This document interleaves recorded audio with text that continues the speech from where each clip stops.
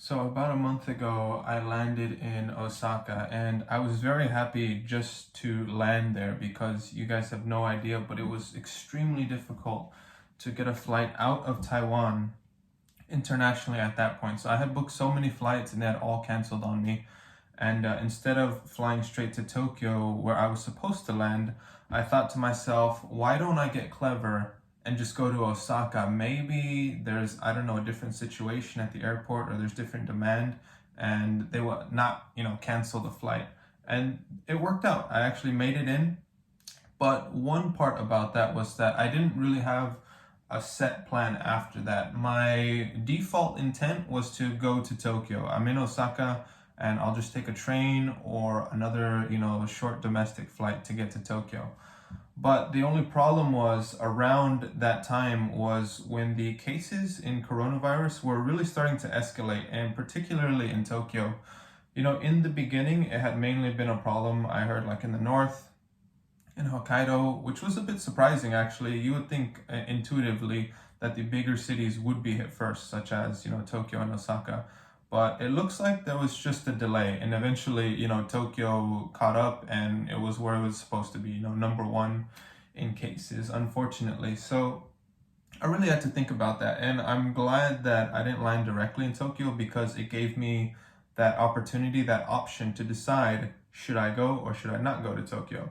And if not, then what other options should I evaluate? I did that for a little while. I also thought about staying in Osaka, which I think is a nice city. I mean, I don't see any problems with it, living there versus Tokyo. Is not a huge difference for me. I'd probably still prefer Tokyo. But anyways, what I'm trying to say is I thought about staying there and I decided not to because this is like a mildly trivial reason. But when I got there, it was really cold and I was like, oh my goodness, I cannot stay here. I'm being a little bit dramatic, but the thing is, if I flew to Tokyo, it would be just as cold, if not colder. And I also saw, which I noted about, in some posts that I did earlier, there was a real lack of urgency there. So I thought, man, the situation here is not good right now, and it's only going to get worse because they're not handling it very seriously. Like I gave examples, like at the airport, there was no social distancing, there's no hand sanitizer in a lot of places. There were like people, I don't know, like sneezing and coughing next to me on the plane. I had to switch seats. And it just didn't seem like people were that aware of it, or like they didn't care that much. Like, it'll be no problem. So I thought that's a little worrisome. Maybe I should go somewhere that is potentially safer. So it crossed my mind, hey, why don't I go? Ironically, I ended up flying back in the direction of Taipei, and I was like, Okinawa, that would be a nice place. Even without the virus, it would be a nice place because I mean, it's just beautiful and the weather is great and it's a nice little, island chain. And it would just be, it's a place I haven't been before. So it's always nice to go to a new place. And I felt like it would be a version of Japan that I had not seen before. For some larger countries, actually, I wouldn't say Japan is a large country, but in terms of population, and just the geography of it, there are different like parts. So when I say different version of Japan, yeah, as a parallel, an easy one for me to reference would be the US. There are different versions of the US geographically. Of course, you have New York, and then you have Texas, and then you have like California style, and then all the way on the, west side, you have like Hawaii style, and these are just all different, versions, varieties, or tastes, if you will, of the same place. So I thought that would be another benefit to me going to Okinawa. So I thought, man, I'm ahead of the curve. I'm being extra clever. I'm going to go over there. And that's what I did. So I got the ticket after one day in Osaka, one cold night, underscore cold in Osaka. I got the ticket out and I went to Okinawa. I had some problems at the airport, but I managed to get through just because they were confused quite heavily on all these like virus measures, which to some extent I can understand. Basically, the lady didn't want to let me check in, and it was a pretty bad situation. But like I said, to some extent I can understand because they have all these new rules coming at them, and it's basically like a list of different countries and what the restrictions are. Is it a complete ban? Is it a 14-day quarantine? Is it you're free to go? So they weren't clear on that, the lady that I spoke with. But fortunately, she did double check and she wasn't, too stubborn. She conferred with some other. Anyway, I got on the plane. I got to Okinawa. And when I landed there, it was so calm and it was so peaceful. I really liked it. And I was like, man, I'm really happy to be here. This is going to be a great few months or whatever. And in my mind, when I got there, it was visibly and tangibly different, the situation. And just you can feel the seaside breeze. And you're like, oh, this is going to be great. Kind of just, blowing your worries away.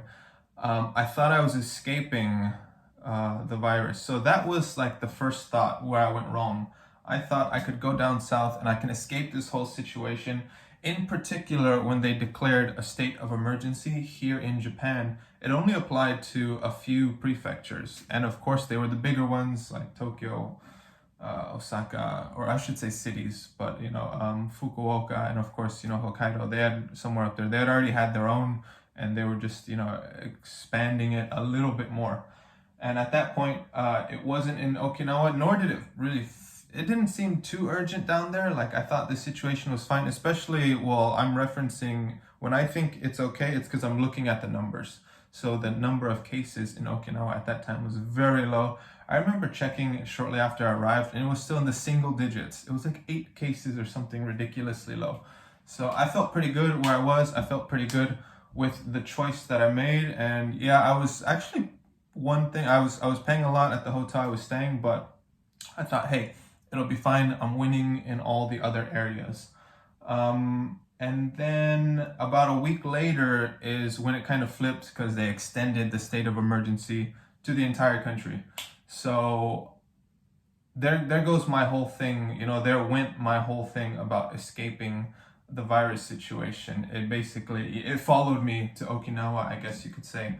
And the worst part about that was for a few days I was able to, go to the gym and keep, grinding, doing my thing, hustling, working, doing my online stuff. And I'm doing a lot of, learning and some new development stuff. But when they closed the gym, that really hurt me. As you can see, I'm in my gym clothes right now because, I woke up and I went for a walk and stuff, and I'll go to the gym in a bit.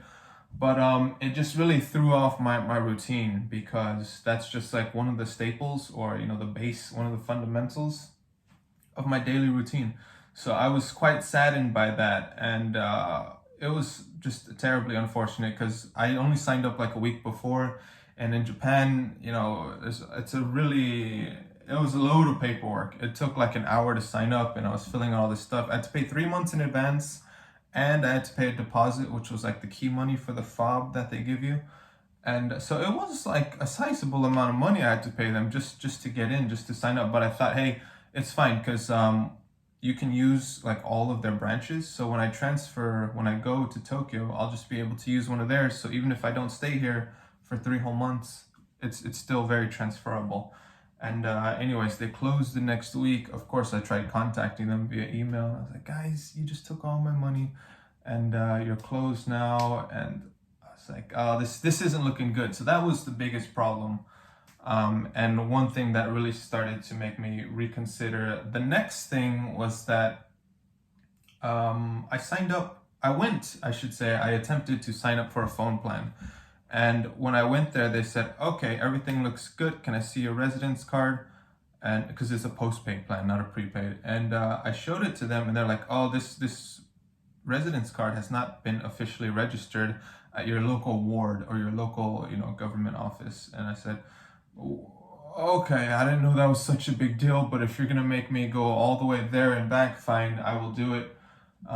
It just seemed like a little bit unnecessary that, I have a residence card, so that's actually quite a high level of identification. It's nothing near, having a passport or a green card, but it's pretty good compared to a tourist visa. It basically just signifies that you're legit and you're here for a good solid reason and you have a sponsor or someone backing you, because you can't just get that on your own or through a small company typically. And then I contacted the local immigration office, and they said basically they wouldn't do it for me. And I explained to them the situation that I have a language school in Tokyo, and that the term had been delayed. So I said I have an extra 3 months. why don't I come down here? And I said, oh, no, you should register where you signed up. You should register where your school is. So basically, you should register in Tokyo.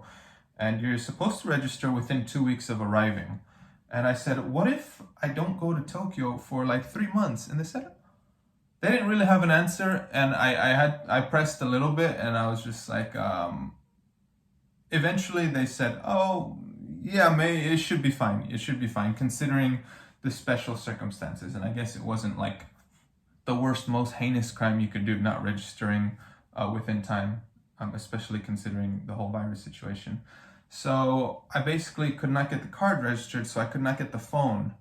And that was a little bit inconvenient being phoneless here. So there were some other signs, and things started to close down. There was a bunch of like restaurants. There was like no meetups, of course, during this virus situation anywhere. And you guys will probably think I'm crazy for saying that, because you're like, no, Saul, of course there's no meetups. There's an effing virus all over the world. But the thing is, since I had kind of landed here and I came on my own, and of course I don't have any, basically I don't have friends. I just here on my own, so I don't have like friends or family or people to lean back on and hang out with. I wouldn't even say hang out with, because during quarantine it's like people are only basically spending time with their family or people that they live with, or their best closest friends. Like you're not really meeting up. Maybe you'll just chat or go to someone's home directly, but you have to be pretty good friends with someone to hang out like that.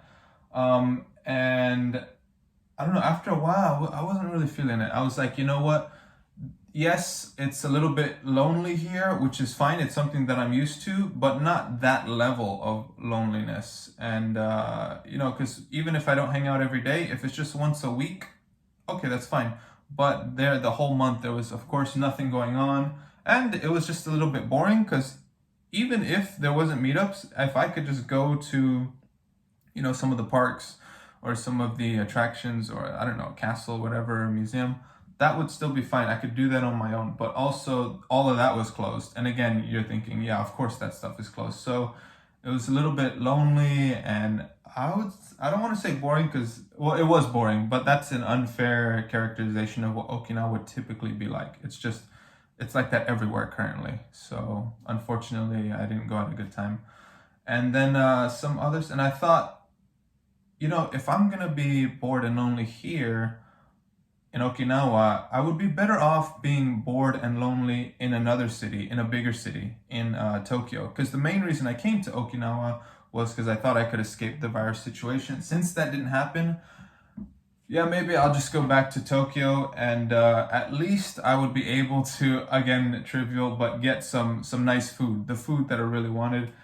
There's like some, nice Mexican restaurants in Tokyo. So I know you can't sit down in there, but at least you can get some nice takeout. And I was like, maybe once a week would be nice to have that option. Whereas in Okinawa, things are much more sparse there. It's not anything near a big city.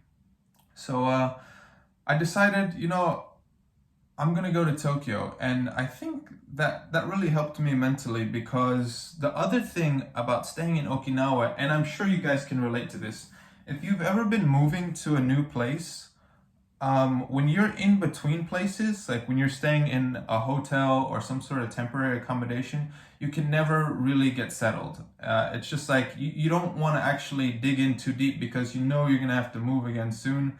So part of it was like, I don't know, just the mental instability of staying in Okinawa, because I knew that wasn't my final destination.